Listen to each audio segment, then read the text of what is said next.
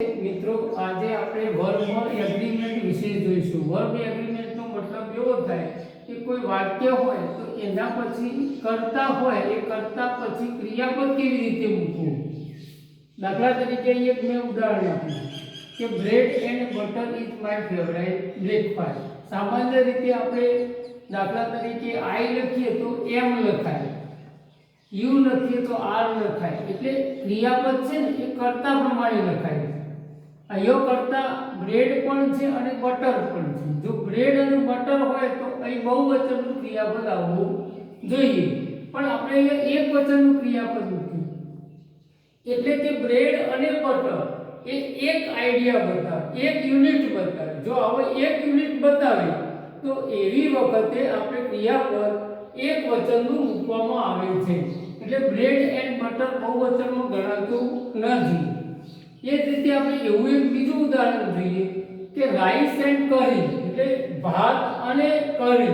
કરી એ ઇન્ડિયન શબ્દ છે એટલે આપણે કરી અંગ્રેજીમાં લખાય રાઈસ એન્ડ કરી ઇઝ a પોપ્યુલર ડિશ, એટલે રાઈસ અને કરી, કરી એટલે કે ભાત અને કરી એ આપણી ફેવરિટ ડિશ છે, એટલે ફેવરિટ ડિશ છે એટલે આ બહુવચન હોવા છતાં એ ક્રિયાપદ એકવચનનું મુકાય છે।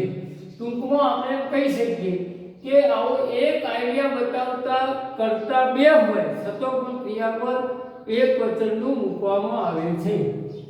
હવે આપણે એનો એક બીજો ભાગ જોઈએ। બીજો ભાગ એવો છે કે જેની અંદર બહુવચનનું ક્રિયાપદ આવે છે। હવે આ અને આને આપણે સરખામણી કરીએ, ટાઈમ એન્ડ ટાઈમ તો સમય અને ભરતી, વેઇટ ફોર નોન સમય અને ભરતી કોઈની રાહ જોતા નથી। અહીંયા તમને એમ થાય કે બહુવચન હોવા છતાં ટાઈમ અને ટાઈમ એવું બે હોવા છતાં એટલે કે બે બહુવચન હોવા છતાં અહીંયા ક્રિયાપદ એકવચનનું નહીં, અહીંયા બહુવચન હોવા છતાં ક્રિયાપદ એકવચનનું। અહીંયા બહુવચન છે છતાં ક્રિયાપદ એકવચનનું છે, એટલે આ બહુવચનનું છે। એનું કારણ એક જ છે કે સમય અને ભરતી અહીં અલગ અલગ આઈડિયા છે। આવા જો અલગ અલગ આઈડિયા હોય તો ક્રિયાપદ અહીંયા બહુવચનનું મૂકવામાં આવે છે। પણ એવું છે કે આપણે બીજું ઉદાહરણ જોઈએ, ફાયર એન્ડ વોટર તો અગ્નિ અને પાણી ડુ નોટ એગ્રી, એટલે પાણી અને અગ્નિ અને પાણીને અહીં સંબંધ હોતો નથી, એટલે એ બે એક સાથે નથી હોતા। એટલે ફાયર અને અગ્નિ એટલે ફાયર અને વોટર, એટલે પાણી અને અગ્નિ એ બે જુદા જુદા આઈડિયા છે, એટલે અહીંયા ક્રિયાપદ અહીંયા આપણે બહુવચનનું મૂકીએ છીએ।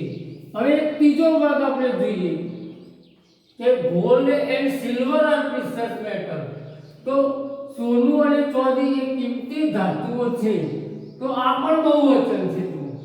તો આ ક્રિયાપદ બે કરતા છે એટલે ક્રિયાપદ બહુવચન મુકાય। આ સિમ્પલ સેન્ટેન્સ છે, આ સિમ્પલ સેન્ટેન્સ બે નથી, આ થોડા અઘરા છે। હવે ત્રીજો ભાગ આપણે જોઈએ કે લોંગ લીવ અવર ડેમોક્રેસી।